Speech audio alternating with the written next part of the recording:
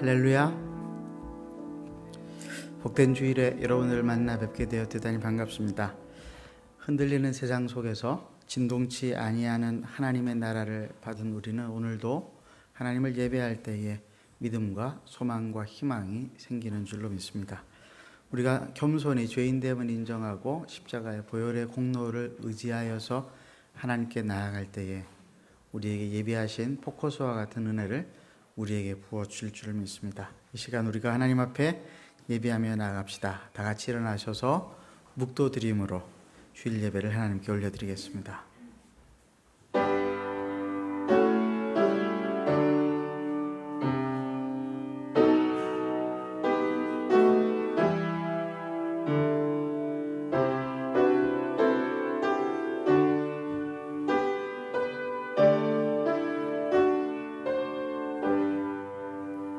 이스라엘아 들으라. 우리 하나님 여호와는 오직 유일하신 여호와이시니 너는 마음을 다하고 뜻을 다하고 힘을 다하여 내 하나님 여호와를 사랑하라.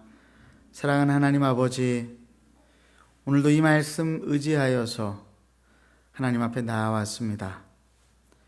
우리는 죄인이오나 십자가에서 당신의 아들을 보내셔서 그를 죽이심으로 우리를 살려내셔서 하나님의 자녀 삼으신 그 은혜로 말미암아 오늘도 예배 가운데 우리가 설 수 있게 되는 줄로 믿습니다. 이 시간 하나님께서 우리를 사랑하신다 하신 그 말씀만 듣게 하시옵소서. 이 말씀을 듣고 우리 중에 죄 지은 자, 마음이 아픈 자, 병든 자와 혼란 가운데 있는 자, 절망 중에 있는 자가 다 회복되게 하여 주시옵고 곤고한 심령을 긍휼히 여기시며 상한 자를 싸매어 주시옵소서. 우리 구주 예수님의 이름으로 간절히 기도드리옵나이다. 아멘. 우리 찬송가 35장 1절과 4절 우리 함께 찬송하겠습니다.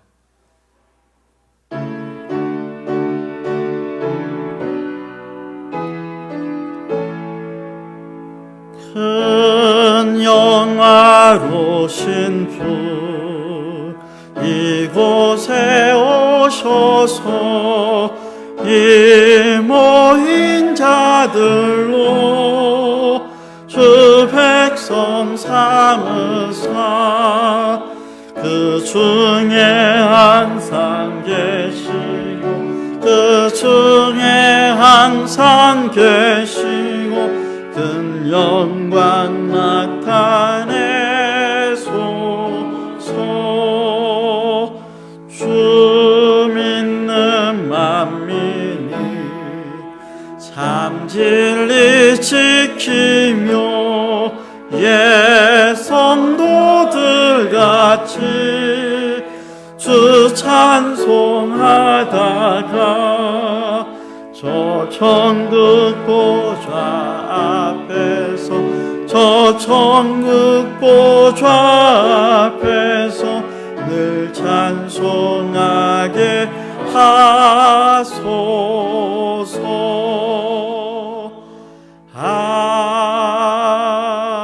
아멘.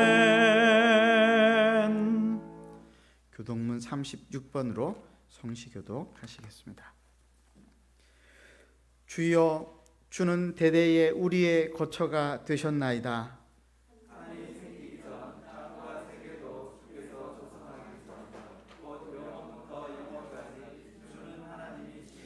주께서 사람을 티끌로 돌아가게 하시고 말씀하시기를 너희 인생들은 돌아가라 하셨사오니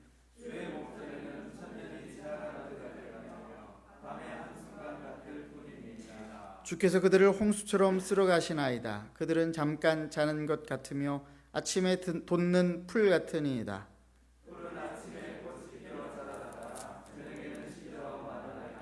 우리는 주의 노에 소멸되며 주의 분내심에 놀라나이다.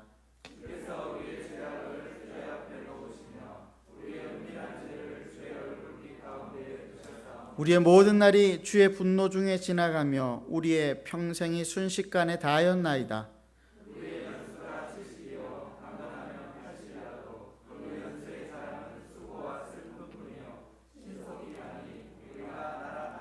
누가 주의 노여움의 능력을 알며 누가 주의 진노의 두려움을 알리이까? 우리에게 우리날 계수함을 가르치사 지혜로운 마음을 얻게 하소서. 아멘. 그 자리에 착석하시겠습니다. 이 시간 우리 지난 한 주간을 돌아보고 하나님 앞에 회개하고 그리고 우리의 죄를 용서를 구하며 오늘 예배를 위해 그리고 우리의 가족과 이웃들을 위해 이 시간 하나님 앞에 간절히 기도하겠습니다. 우리의 기도에 하나님이 응답하시고 하나님께서 역사하여 주실 줄로 믿습니다. 기도하겠습니다. 하나님 아버지, 긍휼히 여김을 받는 자는 아무 일을 행하지 아니하고도 죄사함을 받는 자는 복이 있는 자라고 하셨사오니 하나님 아버지, 오늘 이 시간 우리에게 주신 말씀을 믿음으로 우리의 죄가 우리의 죄악되었음에도 불구하고 하나님의 아들 예수 그리스도께서 십자가에서 죽으심으로 용서함을 받고 우리가 그 사함을 받아 하나님의 자녀가 되므로 하나님 앞에 예배할 수 있게 된 것을 믿습니다. 오늘도 이 믿음으로 하나님 앞에 나와 간절히 기도하오니 하나님, 지난 한 주간의 우리의 삶을 긍휼히 여기시고 우리를 불쌍히 여기셔서 오늘도 새롭게 우리의 심령이 회복될 수 있도록 하나님 축복하여 주시옵소서. 염치 없다고 생각하지 마시고 하나님 아버지, 우리가 간절히 하나님을 찾을 때에 우리의 기도 가운데 응답하여 주시옵소서. 우리가 하나님 앞에 간절히 구하고 구하는 것들 하나님 아버지께서 긍휼히 여겨주실 때만 우리가 희망이 있음을 믿사오니 살아계신 하나님 아버지, 우리 사랑하는 형제자매들 오늘 하나님 앞에 나와 마음을 토로할 때에 그 마음 가운데에 회복의 역사를 허락하여 주시옵소서. 하나님, 병 가운데 있는 자들이 나와 하나님 앞에 기도합니다. 그 기도를 들으시고 그 병을 고쳐주시고 하나님, 육신의 질병으로부터 자유케 되어줘 하나님을 찬양하고 예배하며 하나님 아버지, 문둥병을 고침받았던 하나님 아버지 그 노환자들과 같이 하나님 앞에 나아가 찬송하며 기뻐하며 하나님의 이름을 높여 찬송하게 하여 주시옵소서. 오늘도 이 시간 주님 앞에 나와 하나님만 바라보며 나아갑니다. 말씀하여 주시고 그 말씀 속에서 우리가 하나님의 음성을 듣게 하시고 그 말씀을 들음으로 말미암아 우리 심령 속에 성령의 역사가 나타나게 하시고 순종의 역사가 나타나게 하시기를 간절히 원하오니 주님 도와주시옵소서. 하나님 아버지, 오늘도 하나님 앞에 시종을 부탁드리옵나이다. 성령 하나님, 우리의 예배를 인도하여 주시옵소서. 아비가 자식을 불쌍히 여김같이 여호와께서 자기를 경외하는 자를 불쌍히 여기시나니 이는 저가 우리의 체질을 아시며 우리가 진토임을 기억하심이로다. 아멘. 사도신경으로 우리의 신앙을 고백하겠습니다. 나는 전능하신 아버지 하나님, 천지의 창조주를 믿습니다. 나는 그의 유일하신 아들 우리 주 예수 그리스도를 믿습니다. 그는 성령으로 잉태되어 동정녀 마리아에게서 나시고 본디오 빌라도에게 고난을 받아 십자가에 못 박혀 죽으시고 장사된 지 사흘 만에 죽은 자 가운데서 다시 살아나셨으며 하늘에 오르시어 전능하신 아버지 하나님 우편에 앉아 계시다가 거기로부터 살아있는 자와 죽은 자를 심판하러 오십니다. 나는 성령을 믿으며 거룩한 공교회와 성도의 교제와 죄를 용서받는 것과 몸의 부활과 영생을 믿습니다. 아멘. 우리 찬송가 210장 1절과 3절 부른 후에 최주돈 장로님 나오셔서 대표해서 기도해 주시겠습니다.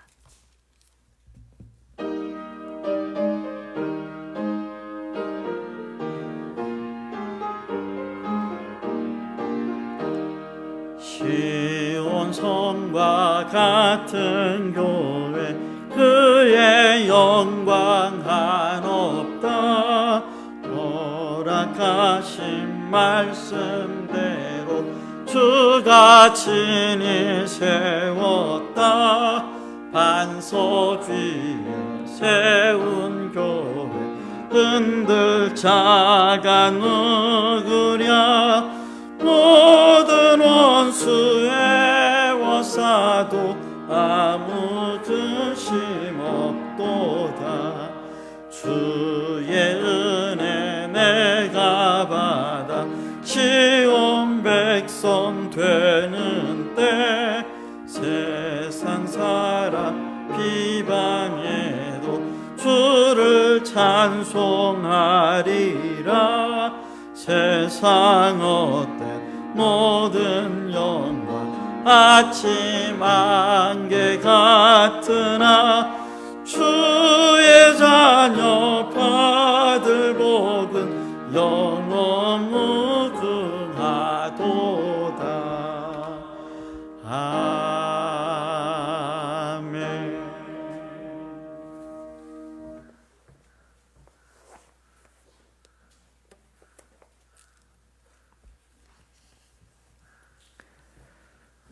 감사하신 하나님 아버지, 여전히 코로나가 사람들을 괴롭히고 위축되게 하지만 이제는 눈을 들어 이 와중에도 우리에게 진리와 은혜를 베풀어 주시는 하나님께 감사를 드리기를 원합니다.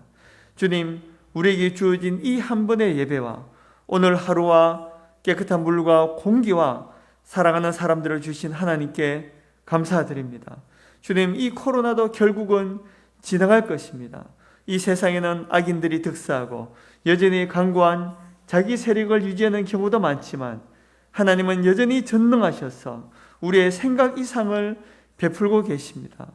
코로나 이전부터 한국교회는 계속 쇠퇴의 조짐이 있었습니다. 그러나 코로나로 더 그 속도가 가속되는 것 같습니다. 주님, 우리는 쇠할지라도 하나님의 나라는 전진할 것이고 인간의 허물과 죄가 많을지라도 하나님의 뜻은 이루어질 것을 믿습니다. 우리 모두에게 이 믿음을 주시고 세상 일에 일희일비하지 않도록 역사하여 주옵소서.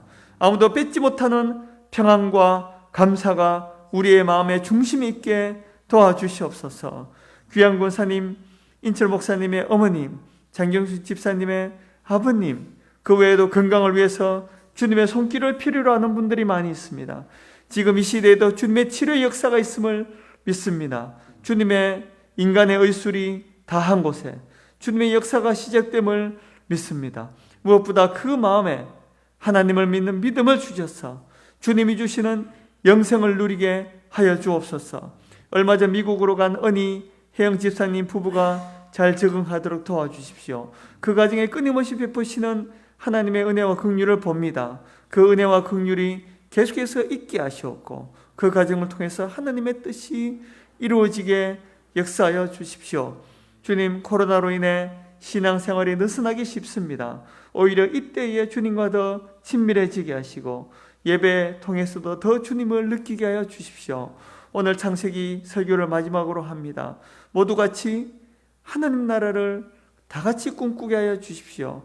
우리의 진정한 소망이 과연 무엇인지 깨닫는 시간이 되게 하시고 우리의 뜻이 아니라 하나님의 뜻이 이 땅 위에 이루어지게 역사하여 주십시오.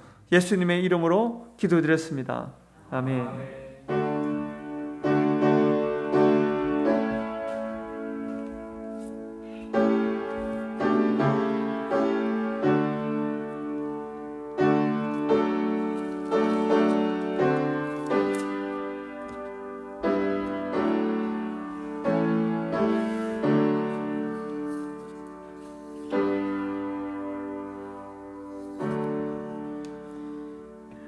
창세기 50장 15절에서 26절까지 말씀, 창세기 50장 15절에서 26절까지 말씀을 우리가 낭독으로 듣도록 하겠습니다. 요셉의 형제들이 그들의 아버지가 죽었음을 보고 말하되 요셉이 혹시 우리를 미워하여 우리가 그에게 행한 모든 악을 다 갚지나 아니할까? 하고 요셉에게 말을 전하여 이르되 당신의 아버지가 돌아가시기 전에 명령하여 이르시기를 너희는 이같이 요셉에게 이르라. 내 형들이 내게 악을 행하였을지라도 이제 바라건대 그들의 허물과 죄를 용서하라 하셨나니 당신 아버지의 하나님의 종들인 우리 죄를 이제 용서하소서. 요셉이 그들이 그에게 하는 말을 들을 때에 울었더라. 그의 형들이 또 친히 와서 요셉의 앞에 엎드려 이르되 우리는 당신의 종들이니이다. 두려워하지 마소서. 내가 하나님을 대신하리이까. 당신들은 나를 해하려 하였으나 하나님은 그것을 선으로 바꾸사 오늘과 같이 구원하게 하시려 하셨느니 당신들은 두려워하지 마소서. 내가 당신들과 당신들의 자녀를 기르리이다. 하고 그들을 간곡한 말로 위로하였더라. 요셉이 그의 아버지의 가족과 함께 애굽에 거주하여 110세를 살며 에브라임의 자손 3대를 보았으며 므낫세의 아들 마길의 아들들도 요셉의 스라에서 양육되었더라. 요셉이 그의 형제들에게 이르되 나는 죽을 것이나 하나님이 당신들을 돌보시고 당신들을 이 땅에서 인도하였네사 아브람과 이삭과 야곱에게 맹세하신 땅에 이르게 하시리라. 요셉이 또 이스라엘 자손에게 맹세시켜 이르기를 하나님이 반드시 당신들을 돌보시리니 당신들은 여기서 내 해골을 메고 올라가겠다 하라.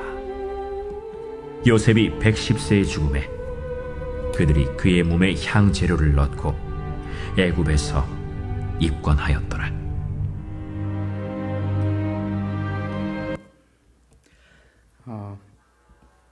이 낭독 프로그램은 그 드라마 바이블이라고 하는 어플인데 여러분들의 그 스마트폰에 다 설치할 수 있습니다.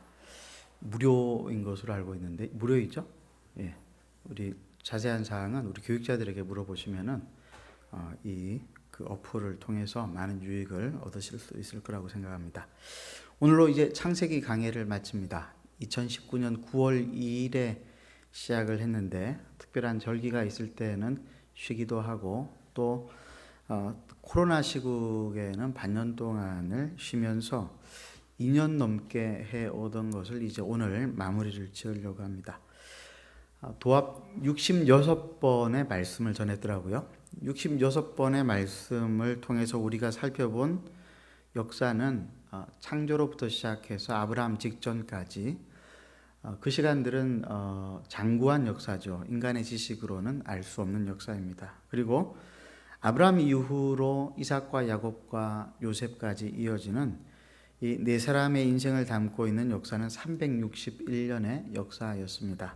특별히 361년간의 아브라함과 이삭과 야곱과 요셉의 인생을 통해서 우리는 하나님께서 계시하신 하나님 나라에 대한 믿음을 배울 수 있었습니다. 그것은 히브리서 11장 10절에 기록되어진 하나님이 계획하시고 지으실 터가 있는 성, 곧 하나님이 통치하시는 하나님의 나라를 말하는 것입니다.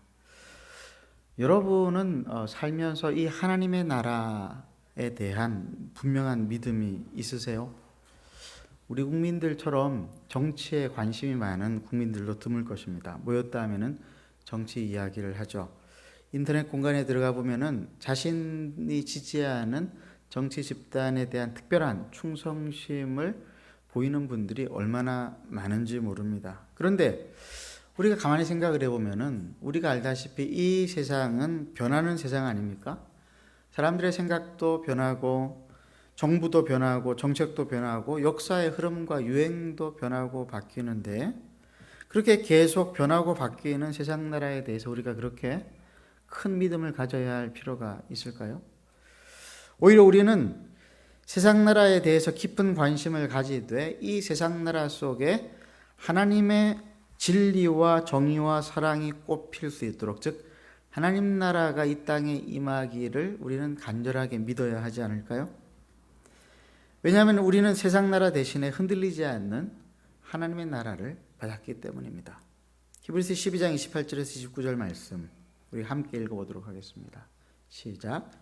그러므로 우리가 흔들리지 않는 나라를 받았은즉 은혜를 받자. 이로 말미암아 경건함과 두려움으로 하나님을 기쁘시게 섬길지니 우리 하나님은 소멸하는 불이심이라. 하나님은 우리에게 흔들리지 않는 나라를 주셨습니다. 그리고 하나님은 흔들리는 세상 나라를 말씀의 불로 심판하시고 그 나라를 소멸하신다라고 말씀을 하고 있습니다. 우리 주님께서 이 땅에 재림하실 때에 일어날 일들이 있습니다. 이 세상 나라가 불타 없어져 버릴 것입니다. 그러나 다 없어져 버리지는 않고 우리가 믿음으로 이 땅에 오게 한 하나님 나라의 문화는 이 땅 위에 새롭게 임할 새하늘과 새 땅, 새 예루살렘과 더불어서 연속적으로 계속 이어져 갈 것입니다. 온전한 하나님의 나라가 회복되는 것입니다. 베드로후서에 보면은 그 말씀들이 이렇게 나와 있습니다. 베드로후서 3장 8절에서 13절 말씀을 저와 여러분이 교독해서 읽겠습니다. 시작. 사랑하는 자들아, 주께서는 하루가 천년 같고 천년이 하루 같다는 이 한 가지를 잊지 말라. 주의 약속은 어떤 이들이 더디다고 생각하는 것 같이 더딘 것이 아니라 오직 주께서는 너희를 대하여 오래 참으사 아무도 멸망하지 아니하고 다 회개하기에 이르기를 원하시느니라. 그러나 주의 날이 도둑같이 오리니 그날에는 하늘이 큰 소리로 떠나가고 물질이 뜨거운 불에 풀어지고 땅과 그 중에 있는 모든 일이 드러나리로다. 이 모든 것이 이렇게 풀어지리니 너희가 어떠한 사람이 되어야 마땅하냐? 거룩한 행실과 경건함으로 하나님의 날이 임하기를 바라보고 간절히 사모하라. 그날에 하늘이 불에 타서 풀어지고 물질이 뜨거운 불에 녹아지려니와 우리는 그의 약속대로 의가 있는 곳인 새하늘과 새 땅을 바라보도다. 요셉 사후에 400년 뒤 모세가 이스라엘 백성들을 이끌고 출애굽하였을 때에 그들에게 필요했던 것은 이집트와는 전혀 다른 새로운 하나님의 나라에 대한 믿음이었습니다. 역사학자들은 출애굽 시기에 이집트를 다스렸던 왕이 이집트 18왕조의 투트모스 1세일 거라고 추측을 합니다. 그는 이스라엘 백성들을 종처럼 학대했습니다. 그런 왕 밑에 있던 이스라엘 백성들은 어떤 나라를 기대했을까요? 의로운 나라 기대하지 않았을까요? 요즘 우리 한국에서 젊은이들이 공의로운 나라를 기대한다고 하는데 그 공의로운 나라를 기대했을 것입니다. 그러나 우리는 이 세상에 살아가면서 정치 지도자들, 세상의 지도자들이 꿈꾸고 믿는 그런 나라를 꿈꾸어서는 안 되겠습니다. 오직 하나님의 진리와 정의와 사랑이 꽃피우는 흔들리지 않는 하나님의 나라를 우리가 꿈꾸어야 하겠습니다. 특별히 하나님께서 이 땅에 세우시는 의라고 하는 것이 무엇인가? 우리는 그것을 십자가를 통해서 잘 알고 있습니다. 십자가에서 이루어진 의는 우리가 아직 죄인 되었을 때에 우리를 위해서 먼저 죽으신 예수 그리스도의 사랑과 희생을 통하여 세워진 공의, 그것을 하나님 나라에서는 의라고 그러는 것이죠. 그러나 세상에서의 의는 심판하고 벌 주는 것, 복수하는 것을 말하는 것입니다. 많이 다릅니다. 오늘 본문에서 요셉과 형님들 사이에서 이루어진 용서와 화해의 모습이 창세기의 마지막을 장식하고 있는 이유는 무엇일까요? 저는 하나님의 나라가 이 용서와 화해를 기초로 해서 이루어진다라고 하는 것을 요셉이 형님들에게 알려주기 위해서라고 생각을 합니다. 흔들리지 않는 하나님 나라의 기초는 복수나 심판이 아니라 용서와 화해를 통해서 이루어지는 것입니다. 그리고 강자가 약자를 보살피는, 그리고 책임지는 책임감을 통해서 이루어집니다. 요셉의 형님들은 하나님 나라에 대해서는 무관심했죠. 그들은 요셉이 꿈을 꾸었을 때에 그 꿈을 보잘것없는 꿈, 그 꿈이 요셉이 교만해서 꾸는 꿈이라고 생각을 했습니다. 그래서 그 시기와 질투 때문에 그 꿈을 꾼 요셉을 어떻게 하려고 했죠? 죽이려고 하였습니다. 그리고는 팔아버린 것이죠. 사실 그것은 요셉만 죽이려고 한 것이 아니라 하나님의 나라를 말살하려고 한 것이었습니다. 왜냐하면 그 요셉의 꿈의 요체는 하나님 나라가 핵심이었기 때문에 그런 것이죠. 그들은 누이 동생 디나가 강간을 당했을 때에 세겜의 남자들을 다 몰살시켜 버렸습니다. 아버지 야곱이 비통함을 누르고 화친하려고 하였지만은 그들은 야곱의 모든 계획까지 수포로 돌려버렸습니다. 그리고 야곱 가문은 세겜 땅을 떠나야만 했습니다. 유다는 며느리 다말이 후손을 이어가려고 그렇게 노력했지만은 자기의 남은 아들마저 죽을까봐 셋째 아들 셀라를 다말에게 남편으로 주지 않았습니다. 이집트에서 시작된 기근이 온 세상에 퍼지게 되었을 때에 형님들은 식량을 구해올 생각이 없이 그저 재앙을 바라보고 있기만 했습니다. 요셉의 형님들의 삶의 특징은 한마디로 하나님 나라에 무관심한 삶이었습니다. 하나님 나라에 무관심하면은 세상에 무관심하게 되고 타인에 무관심하게 되어집니다. 그들은 너무도 자기중심적으로 살아가면서 자신들의 생존만을 생각을 하면서 살았던 사람들이었습니다. 요셉을 통해서 17년을 고센 땅에서 살았지만은 여전히 그 마음은 크게 바뀌지 않았던 것 같습니다. 오늘 본문을 보면은 아버지 야곱이 죽게 되자 요셉의 형님들이 요셉에게 편지를 보냈죠. 어떤 내용이었습니까? 제발 우리를 살려달라고 하는 것이었습니다. 함께 보겠습니다. 15절에서 17절. 요셉의 형제들이 그들의 아버지가 죽었음을 보고 말하되 요셉이 혹시 우리를 미워하여 우리가 그에게 행한 모든 악을 다 갚지는 아니할까 하고 요셉에게 말을 전하여 이르되 당신의 아버지가 돌아가시기 전에 명령하여 이르시기를 너희는 이같이 요셉에게 이르라. 내 형들이 내게 악을 행하였을지라도 이제 바라건대 그들의 허물과 죄를 용서하라 하셨나니 당신 아버지의 하나님의 종들인 우리의 죄를 이제 용서하소서 하며 요셉이 그들이 그에게 하는 말을 들을 때에 울었더라. 야곱이 요셉에게 형들을 용서하라고 부탁을 했는지는 알 길이 없습니다만 이 말씀 속에서 나타나 있는 형님들의 마음 가운데 뭐가 있는지는 알 수 있습니다. 뭐였습니까? 죽을까 하는 두려움이었습니다. 이 두려움은 어디로부터 온 것일까요? 형님들은 요셉에게 당신의 아버지의 하나님의 종들, 당신의 종들이라고 하는 표현을 썼습니다.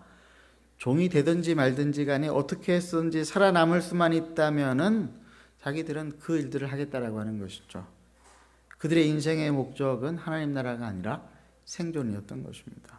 17년이 지나도록 형님들의 마음 가운데에 이러한 두려움이 있었던 까닭은 그들이 요셉을 만나기 전까지 경험했었던 세상 나라 속에서의 그 법칙에 너무나 길들여져 있었기 때문이었을 것입니다. 하나님 없는 세상에 진정한 용서라고 하는 것은 없죠. 사람들은 내가 당했으면 복수해야 된다고 생각을 합니다. 이 세상을 살펴보면 전쟁과 침략을 통해서 상처 입은 나라와 국민들의 아픔과 고통이 얼마나 많은지 몰라요. 영국이나 프랑스나 독일, 스페인, 벨기에, 포르투갈 그리고 일본과 중국 같은 큰 나라들에게 침략을 당했던 아프리카와 아시아와 남미의 수많은 나라의 국민들은 오늘날까지 고통과 상처 속에 있지 않습니까? 가히 국가의 변명은 한결같죠. 우리도 우리의 생존을 위해서 어쩔 수 없었다. 참 비겁한 변명입니다. 그러나 이 말 속에는 흔들리는 세상 나라 속에서 인정하지 않을 수 없는 안타까운 현실, 즉 내가 생존하기 위해서는 남을 짓밟을 수밖에 없다라고 하는 이 세상 나라의 법칙을 잘 설명해 주는 말이라고 할 수 있을 것입니다. 그러니까 미인대회에 수상한 사람들이 나와가지고 그 이제 수상 소감 가운데에서 혹은 그 뭐라 그럴까요? 이야기를 할 때에 세계 평화를 위합니다. 이런 말로 시작을 하는 것이 저는 그게 그냥 하는 형식적인 말인 줄 알았어요. 근데 여러분 이 세상 사람들이 가장 원하는 것이 그거 아닐까요? 평화롭게 살아가는 것. 용서와 화해 속에서 평화롭게 살아가는 것. 그게 안 되니까요. 언제 어떻게 보복당할지를 몰라가지고 우리는 남들에게 무관심할 뿐만 아니라 너무나 이기적으로 살아가고 있지 않습니까? 언제쯤 우리 세상 속에는 이러한 아픔과 고통은 사라지고 용서와 화해를 통해서 이루어지는 평화가 나타날 수 있을까요? 하나님 나라의 믿음을 가진 사람들이 용서와 화해를 실천할 때 가능합니다. 자신들을 종으로 삼아달라고 하는 형님들의 요청에 요셉의 반응은 눈물이었습니다. 요셉이 운 이유는 뭘까요? 요셉이 40년 전에 형님들이 자기를 죽이려고 구덩이에 빠뜨리고 또 상인들에게 팔아버린 그 끔찍했던 기억이 갑자기 떠올랐기 때문이었을까요? 아니요. 그 다음 이어지는 말씀 속에 보면은 요셉이 운 이유가 나옵니다. 19절에서 21절 말씀 함께 읽겠습니다. 시작. 요셉이 그들에게 이르되 두려워하지 마소서. 내가 하나님을 대신하리이까. 당신들은 나를 해하려 하였으나 하나님은 그것을 선으로 바꾸사 오늘과 같이 많은 백성의 생명을 구원하게 하시려 하셨나니 당신들은 두려워하지 마소서. 내가 당신들과 당신들의 자녀를 기르리이다 하고 그들을 간곡한 말로 위로하였더라. 요셉이 운 까닭은 형님들의 마음 가운데에 아직까지도 하나님의 나라가 무엇인지를 모르는 것에 대한 안타까움 때문에 운 것입니다. 요셉은 하나님께서 자신의 인생을 통하여서 많은 나라 사람들의 생명을 구한 것을 경험하였습니다. 그리고 하나님의 나라는 사람을 죽이는 나라가 아니라 사람을 살리는 나라라고 하는 것을 알게 되었습니다. 그런데 형님들은 보니까 이런 믿음이 없는 거예요. 이 꿈이 없는 거예요. 그러니까 마음 가운데 두려움밖에 안 생기는 것이죠. 죽을까 하는 두려움. 이번에 국회 낙태법이 수정이 되어서 올라간다고 그러는데 진보주의자들은 그것도 모자란다, 그것도 안 된다라고 이렇게 이야기를 하지만은 사람을 죽이는 법을 통과시키는 이 나라는 얼마나 무서운 나라입니까? 인권을 떠나서 생명을 죽이겠다고 법을 올리는 나라. 요셉은 하나님 나라가 사람을 살리는 나라라고 하는 것을 알았습니다. 그리고 그 나라의 백성들은 종이 아니라 자유자로 산다라고 하는 것을 알았습니다. 근데 형님들이 와가지고 하는 말이 우리가 종이 될 테니 우리의 목숨을 살려다오라고 부탁하는 그 형님들이 안타까웠던 것입니다. 그래서 요셉은 하나님 나라를 다시 한번 설명을 해주는데 뭐라고 설명을 하냐면 19절에 내가 하나님을 대신하리까. 이게 무슨 말입니까? 복수하지 않겠다라고 하는 것입니다. 하나님 나라에는 복수가 없다라고 하는 것입니다. 심판은 하나님이 하시나 그 하나님의 심판 역시도 그 마지막 심판은 예수 그리스도의 십자가의 복음을 통한 회복이라고 하는 것을 요셉은 이야기하고 있는 것입니다. 세상 나라에서는 복수가 힘이 될지는 모르겠지만은 그래서 그런 영화 제목이 있죠. 복수는 나의 힘. 그 영화에 크게 감동을 받아가지고 복수하겠다고 나대는 젊은이들을 본 적이 있습니다. 무서운 젊은이들입니다. 조심해야 됩니다. 복수는 우리의 힘이 될 수 없습니다. 하나님 나라의 힘은 어디서 나왔습니까? 우리가 죄인 되었을 때, 우리가 죄 가운데 있을 때 우리를 위해서 십자가에서 죽으시고 우리를 살려내신 예수 그리스도의 사랑의 복수가 우리의 힘 아닙니까? 사랑의 복수. 참 역설적인 말인데 여러분, 우리는 만약 복수한다라고 하는 말이 하나님 나라에 사용되어 줄 수 있다면 우리는 사랑으로 복수해야 합니다. 옆에 있는 분들에게 한번 그렇게 말씀해 보시겠습니까? 사랑으로 복수하겠습니다. 말의 어감이 좀 별로 좋지 않습니다만 사랑으로 복수하겠습니다. 제가 크게 은혜를 입었을 때에 사람들에게 농담처럼 이렇게 이야기할 때가 있습니다. 이 원수는 꼭 갚도록 하겠습니다. 사랑으로 복수하겠습니다. 하나님 나라의 힘은 용서와 화해로 시작되어진 사랑의 힘이에요. 형님들은 그것을 알지 못하였고 그것이 깨달아지지가 않았을 때에 요셉은 내가 하나님을 대신하리까 이 한마디 말로 그 나라의 핵심을 형님들에게 설명을 했습니다. 그러나 우리는 얼마나 자주 하나님을 대신해서 심판하고 복수하려고 합니까? 정의의 사도가 되려고 하는 사람들이 얼마나 많습니까? 정의의 사도를 자처하는 사람들을 조심하십시오. 그들은 정의를 훼손하는 사람들입니다. 정의의 사도는 오직 예수 그리스도 한 분밖에 없으십니다. 그 예수 그리스도를 통해서 나타난 정의는 어떤 정의였습니까? 죄인을 용서하는 정의였습니다. 그래서 로마서 3장 21절에서 24절까지 말씀해서 사도 바울은 율법 외에 한 의가 나타났다 이렇게 말씀하지 않았습니까? 함께 읽어보겠습니다. 시작. 이제는 율법 외에 하나님의 한 의가 나타났으니 율법과 선지자들에게 증거를 받은 것이라. 예수 그리스도를 믿음으로 말미암아 모든 믿는 자에게 미치는 하나님의 의인이 차별이 없느니라. 모든 사람이 죄를 범하였음에 하나님의 영광에 이르지 못하더니 그리스도 예수 안에 있는 속량으로 말미암아 하나님의 은혜로 값없이 의롭다 하심을 얻은 자 되었느니라. 요셉은 복수의 말 대신 간곡한 말로 형님들을 위로했다고 했습니다.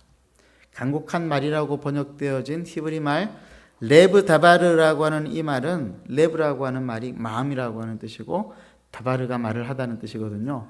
마음으로 말을 했다라고 하는 것이죠. 마음을 움직이는 말, 마음의 언어라고 하는 뜻입니다. 복수에 대한 두려움으로 가득한 형님들을 향하여서 요셉은 마음을 움직이는 말, 레브 다바르, 마음의 언어를 사용하여 형님들을 위로했습니다. 그러므로 우리는 하나님의 나라가 레브 다바르, 마음의 언어를 사용하는 나라라고 하는 사실을 우리는 알 필요가 있습니다. 하나님 나라의 공용어는 레브 다바르, 마음의 언어예요. 근데 우리는 얼마나 거친 말과 행동으로 상대방을 굴복시키려고 합니까? 제가 가끔, 자주 듣지는 않고요. 가끔 듣는 말이 왜 그렇게 화를 내면서 말을 하십니까? 이런 말을 들어요. 이게 가만히 생각을 해보니까 그게 무슨 말이냐면은 왜 그렇게 목소리를 크게 해서 말을 하느냐라고 하는 겁니다. 제 아내는 20년을 저와 같이 살다 보니까 제 목소리가 큰 줄을 이미 알고 제 목소리가 커도 화가 났을 거라고 생각을 안 하는데 저희 딸들은 아직까지도 제가 뭐라고 말을 하면은 왜 화를 내요? 이렇게 이야기를 해요. 근데 가만히 생각을 해보니까 제가 의식하지는 않았지만은 제 무의식 속에는 나도 다른 사람들을 압도해야 되고 굴복시켜야 되겠다라고 하는 생각이 있는 것이 아닌가. 그런 생각 때문에 말이 커지는 것은 아닌가. 그래서 무의식적으로 저도 모르게 그렇게 툭 튀어나오는 것이죠. 특별히 컨디션이 안 좋을 때는 짜증 섞인 말들이 나오는데 목소리도 크면은 그러면은 제 입장에서는 나는 컨디션이 안 좋아서 크게 말한 것뿐이야라고 생각을 하지만은 듣는 사람 입장에서는 화를 내면서 말을 한다고 또 화를 내지 않겠습니까? 여러분 어떠세요? 고개를 끄덕거리는 사람들이 있는데 우리는 종종 그런 실수를 범할 때가 많습니다. 그런데 여러분 우리가 마음의 언어를 배워야 하지 않겠습니까? 마음의 언어, 사랑해, 축복해, 그리고 미안해, 잘못했어, 용서해줘.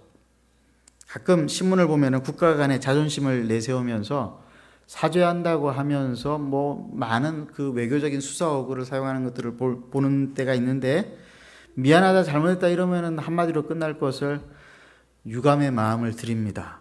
마음을 어떻게 드리는지 모르겠어요. 생존하기 위해 남을 압도해야 한다라고 하는 교육을 받고 자란 우리들은 이 언어를 잘 배워야 합니다. 영어만 못하는 데서 그쳐야지 하나님 나라의 공용어인 마음의 언어까지도 레벨이 최하위면은 여러분 우리는 하나님 나라가 이 땅에 완전히 임했을 때 굉장히 불편하게 되어질 겁니다. 마음의 언어를 해야 되는데 갑자기 툭 저주의 말이 나오고 원망의 말이 나오고 그러면은 물론 이제 그때는 우리가 온전히 회복될 것이기 때문에 그렇게 되지 않겠지만은 그럴 수 있더라고 하는 거예요. 요셉은 또한 세 번째로 형님들에게 소개한 하나님의 나라를 이야기하기를 강한 자가 약한 자를 책임지는 나라라고 말했습니다. 형님들에게 하는 말이 복수가 아니라 제가 형님들과 형님들의 자녀들을 보살피고 양육하겠습니다. 이렇게 말하지 않았습니까? 그때에 이 말을 했을 때 요셉의 나이가 몇 살이었을까요? 여러분 이런 거 궁금하지 않으세요? 요셉이 30세에 국무총리가 됐죠. 그리고 몇 년 뒤에 야곱과 가족들을 만납니까? 7년의 풍년이 지나고 2년의 흉년이 되었을 때, 그러니까 39살에 이 가족들을 만났어요. 그리고 몇 년을 더 살죠? 17년을 더 삽니다. 왜냐하면 야곱이 130세 바로 앞에서 이야기하기를 130년의 험악한 세월을 살았다 이렇게 이야기하잖아요. 근데 야곱이 몇 살에 죽어요? 147세에 죽거든요. 그러니까 17년을 더 살았죠. 이거 39에 17년을 더하면 몇 살입니까? 이게 수학이 잘 안 되시죠? 58세죠. 58세. 형님들은 60대였을 것입니다. 근데 그때 요셉이 뭐라고 말하느냐? 제가 죽을 때까지 당신들을 책임지겠습니다. 자, 요셉이 몇 살에 죽죠? 110세입니다. 성경을 알려면 수학을 잘 하셔야 됩니다. 그럼 몇 년을 더 살았습니까? 52년을 더 산 거예요. 52년 동안 요셉이 한 일에 대해서 성경이 많은 것을 설명하고 있지 않아요? 근데 에브라임과 므낫세의 자손들을 스라에서 양육했다고 했고 형님들의 자녀들을 책임졌다라고 하는 말들이 나옵니다. 30세에 이집트의 국무총리가 된 이후로 일평생 하나님 나라를 꿈꾸고 실천했었던 요셉, 그를 통해서 우리가 알 수 있는 하나님의 나라는 강한 자가 약한 자의 약점을 담당하는 나라였습니다. 로마서 15장 1절에서 2절 말씀 함께 읽어보겠습니다. 시작.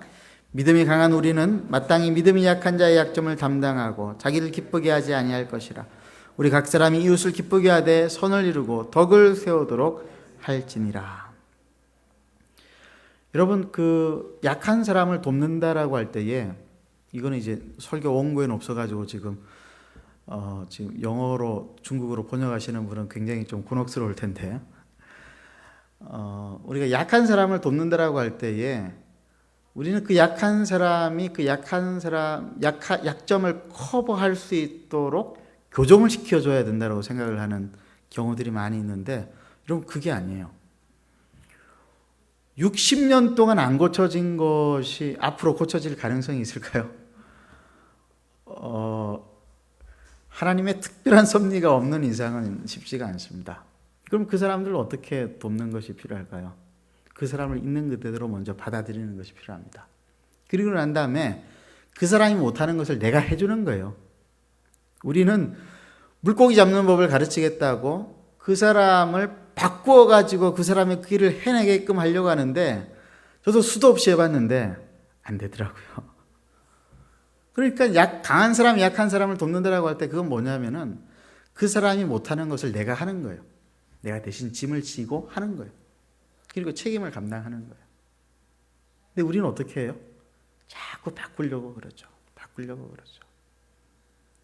요셉이 형님들을 바꾸었다라고 하는 말이 성경에 나오지 않습니다. 어쩌면 형님들은 두려움을 계속 가지고 살았는지도 모르겠습니다. 그때마다 요셉은 형님들을 불러다가 하나님 나라를 설명하고 그리고 위로하고 그리고 그들의 약점들을 받아주었을지 모르겠습니다. 이게 사람을 돕는 것입니다.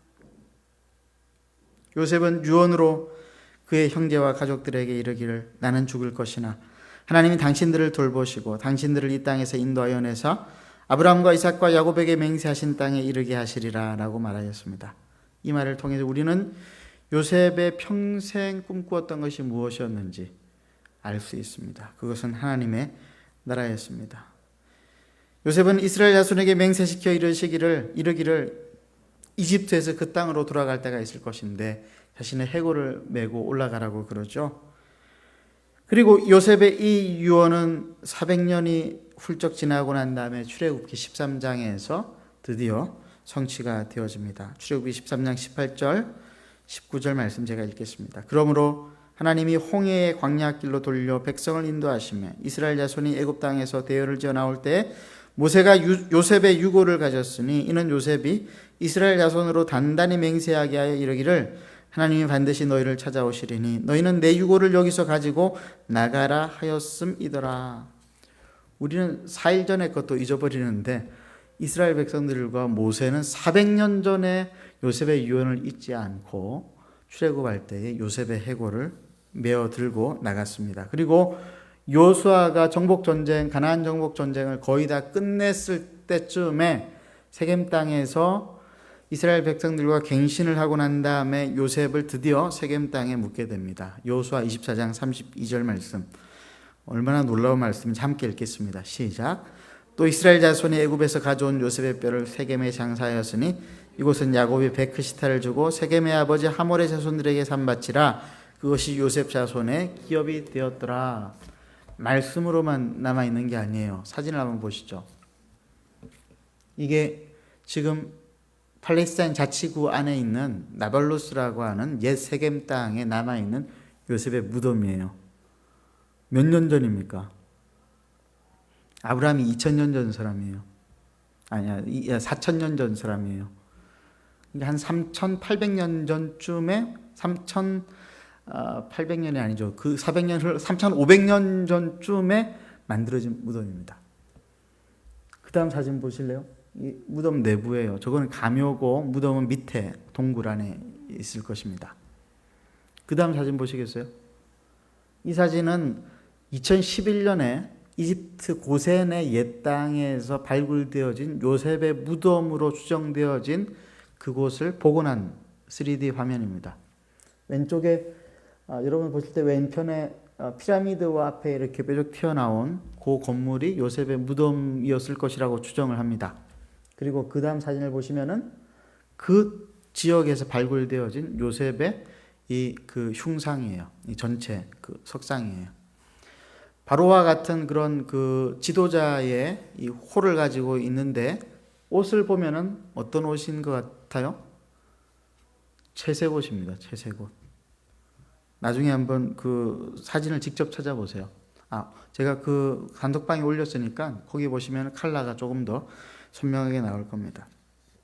여러분, 우리가 흔들리는 세상 나라 속에서 살아가면서 하나님 나라가 이 땅에 과연 있는가 이런 의심을 가지고 살 때가 많이 있습니다. 그의 나라의 위력이 참으로 미미한 것 같은 세상 속에서 살아가기 때문입니다. 그래서 어떤 사람들은 기독교가 힘이 있어야 된다. 근데 엉뚱한 힘을 가지려고 그러죠. 근데 제가 말했잖아요. 하나님 나라의 힘은 복수에서 나오는 것이 아니라 십자가에서 나온다고. 사랑의 복수로 힘이 생기는 것이라고. 그 나라는 약속되어진 나라이고, 그리고 그 나라는 성취되어진 나라입니다. 사자굴에서 어린 양이 뛰어놀고 독사굴에 손을 집어넣어도 독사들이 손을 물지 않는 그 나라는 그러나 우리의 힘으로 세워지는 것이 아니라 하나님께서 약속하신 그 나라의 약속에 대하여 우리가 믿음으로 반응할 때에 하나님의 능력으로 이 땅에 세워지는 나라인 줄로 믿으시기 바랍니다. 왜 우리가 그 나라를 볼 수 없는가? 믿음이 없기 때문에 그래요. 믿음으로 순종하지 않기 때문에 그래요. 예수님 지난주 말씀 속에서 우리가 보았던 것처럼 나사렛 회당에서 이사야 61장의 말씀을 말씀하시면서 이 말이 너희에게 응하였느니라고 하지 않았습니까? 주의 성령이 예수께 임하여서 십자가의 복음을 통하여 가난한 자에게 복음이 선포되어지고 포로된 자가 자유케 되어지고 눈먼 자가 다시 보게 되고 눌린 자들이 자유롭게 되어진 나라가 이미 임하였다라고 하신 예수님의 선언을 우리는 믿고 있습니까? 그 믿음 때문에 우리는 사랑의 복수를 꿈꾸면서 하나님 나라를 꿈꾸면서 이웃을 책임지는 삶을 살아가고 있습니까? 우리에게 믿음이 필요합니다. 용기를 내어 먼저 용서하고 화해하는 믿음. 나의 화해를 통하여서 하나님 나라가 이 땅에 세워질 것이라고 하는 믿음. 나보다 약한 사람들을 돌아보고 그들이 하지 못하는 것들을 내가 일부러 찾아가서 해주는 그 일을 통하여서, 그 순종을 통하여서 하나님의 영광이 이 땅 가운데에 찬란하게 드러날 것이라고 하는 그 믿음.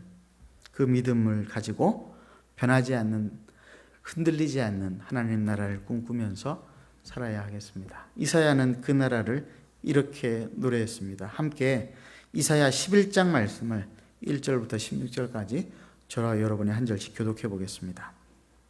이새의 줄기에서 한 싹이 나며 그 뿌리에서 한 가지가 나서 결실할 것이요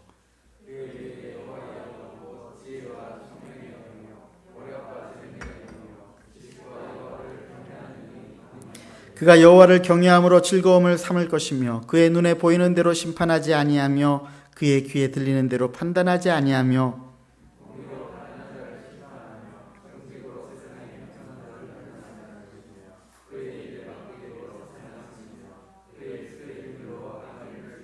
공의로 그의 허리띠를 삼으며 성실로 그의 몸의 띠를 삼으리라.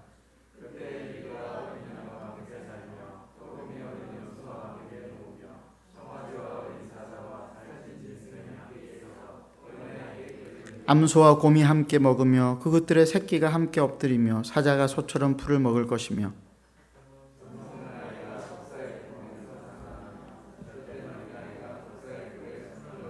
내 거룩한 산 모든 곳에서 해됨도 없고 상함도 없을 것이니 이는 물이 바다를 덮음같이 여호와를 아는 지식이 세상에 충만할 것임이니라.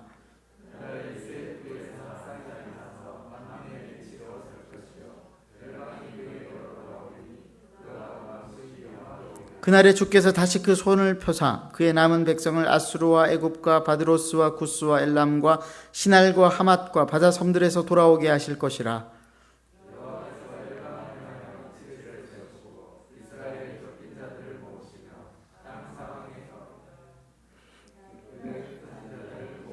에브라임의 질투는 없어지고 유다를 괴롭게 하던 자들은 끊어지며 에브라임은 유다를 질투하지 아니하며 유다는 에브라임을 괴롭게 하지 아니할 것이요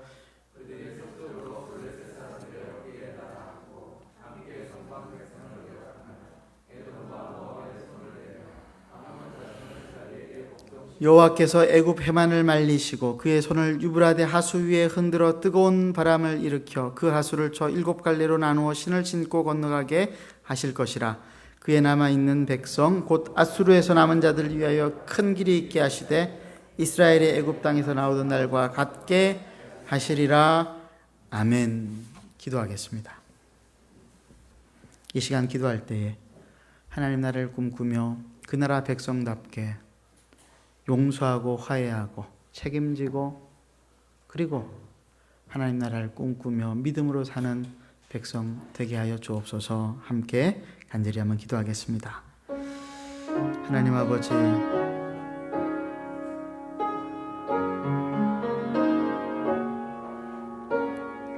이 시간 우리 하나님께서 우리에게 주신 하나님의 말씀을 살펴보았습니다.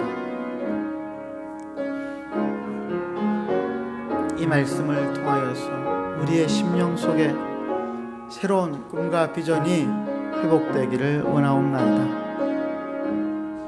복수를 꿈꾸는 자가 용서와 화해를 꿈꾸고 회복을 꿈꾸고 하나님께서 우리와 함께 하심에 두려워하지 아니하고 평안 가운데 기쁨으로 살아갈 것들을 꿈꾸고 질병과 고통과 아픔으로부터 벗어나 하나님을 찾냐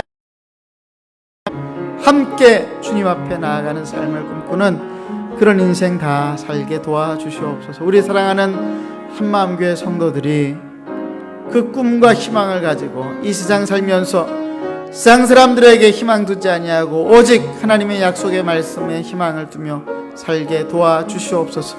오늘도 이 시간 우리 사랑하는 성도들이 이 말씀을 붙잡고 순종하여 살기로 결단할 때 하나님 축복하시고 그들의 인생 가운데 놀라운 복을 허락하여 주시옵소서. 주님, 우리를 불쌍히 여겨 주시옵소서. 하나님 아버지, 흔들리지 아니하고 변하지 아니하는 하나님 나라를 꿈꾸며 살아갈 때에 먼저 용서하고 화해함으로 또한 책임지고 약자를 도움으로 하나님 나라를 꿈꿈으로 믿음 가운데 살아갈 수 있도록 우리 모두를 인도하여 주시옵소서. 예수님의 이름으로 기도드리옵나이다. 아멘. 우리 찬송가 310장 1, 2, 3, 4절 우리 다 함께 찬송하시면서 준비하신 헌금 하나님 앞에 올려드리겠습니다.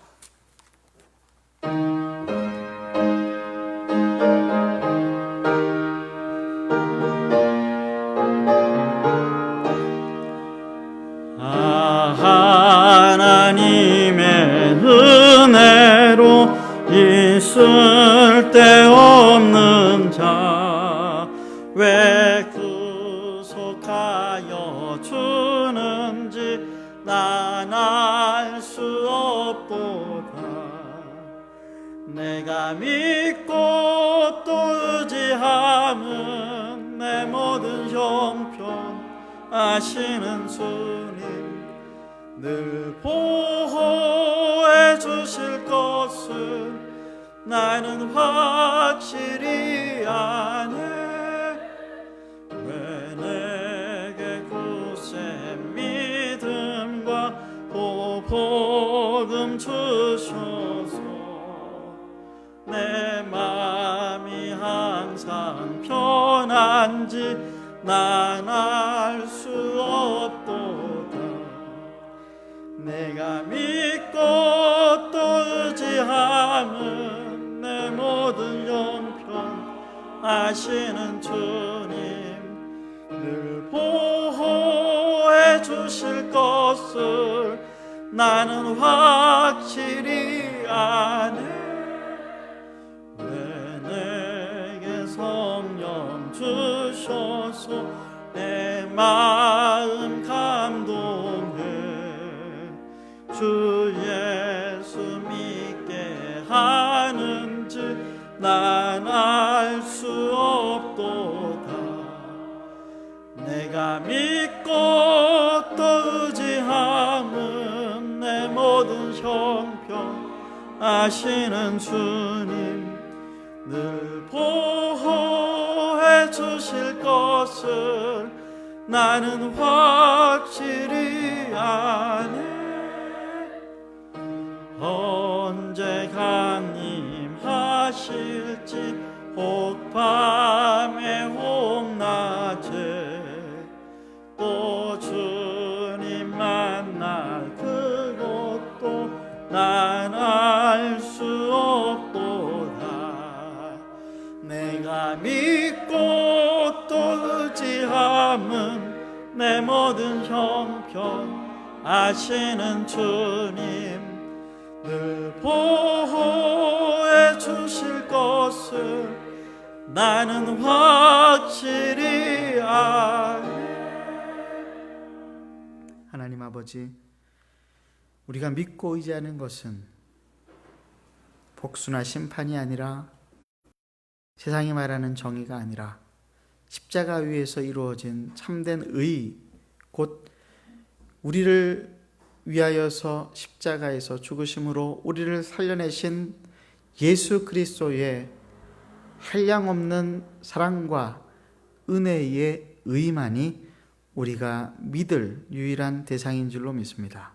이 믿음으로 하나님 앞에 나아와 하나님 앞에 물질의 일부분을 드리오니 하나님 아버지 이 예물을 기쁨으로 받아주시고 영광을 받아 주옵소서. 드린 손길들을 축복하셔서 그들의 삶에 필요한 것들을 때마다 시마다 공급하여 주시고 그 물질로 인하여서 우리가 이웃을 돕고 섬기고 세상을 세우는 하나님 나라가 이 땅에 이루어지기를 원하여 그 말씀 앞에 순종하며 살아가는 그런 순종 가운데 쓰임받는 물질되게 축복하여 주시옵소서. 예수 그리스도의 이름으로 간절히 기도드리옵나이다. 아멘. 한 주간 잘 지내셨습니까? 이제 가을이 완연히 가을이 되었습니다. 높은 산에는 단풍들이 울긋불긋 물들어가고 있습니다. 안타까운 것은 코로나 상황 때문에 우리가 함께 모여서 가을 소풍 갈 수 없다는 게 참 아쉽습니다. 그러나 우리 성도님들 방역 수칙을 잘 지키시고 또 한두 분 함께 교제할 수는 있을 것이라고 생각을 합니다. 거리두기를 확실히 하시면서 산에 산책도 하시고 단풍도 구경하시길 바랍니다. 우리 교회 성도들이 교제가 이제 깊다라고 생각을 했는데 제가 이제 4년째 되어 보니까 어떤 분들은 깊은 분들이 있는가 하면 어떤 분들은 생면부지의 분들도 있는 것 같아요. 주일날 예배 때 얼굴은 보지만은 누군지를 모르는 분들이 많이 있는 것 같은데 혹시 그런 분들 중에 마음에 드는 분이 계시면 저에게 찾아오십시오. 소개팅 시켜드리겠습니다. 그럼 서로 교제하시고 밥도 함께 드시고 또 산책도 하시고 교제하시면 참 좋겠습니다. 교회 소식 몇 가지 알려드리겠습니다. 성경 일독 우리 하신 분들은 사무실에 선물을 준비해 놓았습니다. 찾아가시기를 바라고요. 청년대학부 예배 계속되어지고 있습니다. 청년들이 지각은 할지언정 빠지지는 않고 있습니다. 얼마나 놀라운 기적인지 몰라요. 위에서 계속 기도해 주시길 바랍니다. 예수님의 행적 성경 공부는 이번 주 금요일 저녁 9시 30분부터 시작합니다. 교재를 사무실에서 받아가시고요. 교재가 3권을 더 주문을 했는데 혹시 아직 남아 있습니까, 집사님? 예, 2권을 구입하실 수 있습니다. 19,000원에 모시겠습니다. 성례가 11월 15일 날 있습니다. 추수감사주일에 세례 입교 학습을 받기 원하시는 분들은 장인철 목사님, 장재영 목사님에게 신청해 주시기를 바랍니다. 경북노회가 코로나 상황 중에도 단축해서 내일 1시에 동은교회에서 열립니다. 노회를 위해서 기도해 주시기를 바랍니다. 이번 주 토요일 12시에 문영미 자매 결혼식이 있습니다. 많이 축복해 주시고 또 기도해 주시기를 바랍니다. 그리고 소식에는 나와 있지는 않지만은 교회 옥상에 지금 방수 페인트 공사가 진행되고 있습니다. 지난 금요일에 우리 이영윤 집사님, 정창욱 집사님, 김만식 우리 성도님과 함께 우리 형제님들이 수고를 많이 하셨는데 오늘도 한 번 더 한다고 합니다. 참여하기 원하시는 분들은 우리 이영윤 집사님에게 신청해 주시기를 바랍니다. 기도 제목 보시면은 지난주 광고가 되어졌던 것처럼 장인철 목사님 모친께서 대장암 수술 잘 마치고 칠곡 경북대병원에 입원해 계십니다. 위에서 계속 기도해 주길 바랍니다. 장경숙 집사님 부친이 강북 요양병원에서 임종을 앞두고 있는데 복음을 받아들이고 그 영혼이 천국 가는 축복을 받기를 위해서 계속 기도해 주시길 바랍니다. 이기환 권사님 위해서 기도해 주시고 다른 우리 기도 제목들 보시면서 계속해서 기도해 주시기를 부탁을 드립니다. 앞뒤 좌우로 한번 서로 인사하실까요? 사랑하고 축복합니다. 한번 인사하십시다. 사랑으로만 복수하겠습니다. 이렇게 말씀하시고 함께 또 교제 나누시길 바랍니다. 이제 다 같이 일어나셔서 좋으신 하나님 우리 찬송하고 축도 받음으로 예배를 피하겠습니다.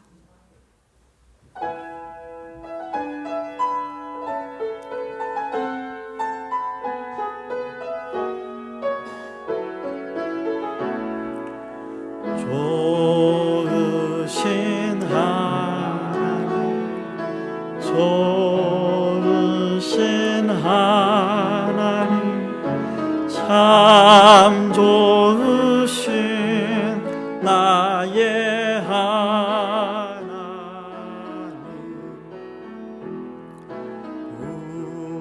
우리의 기도를 응답해 참 좋으신 나의 하나님, 한없는 축복을 우리에게 주시는 참 좋으신 나의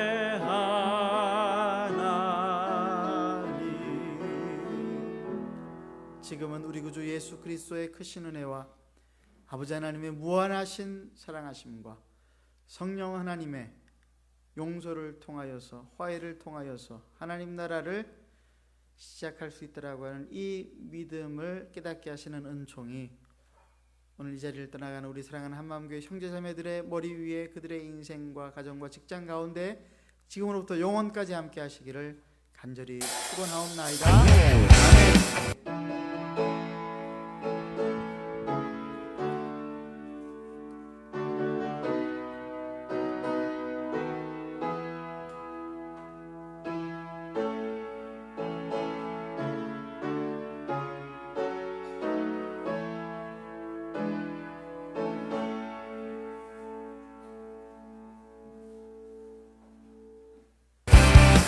우리의 영혼 새롭게 하시는 주님, 날마다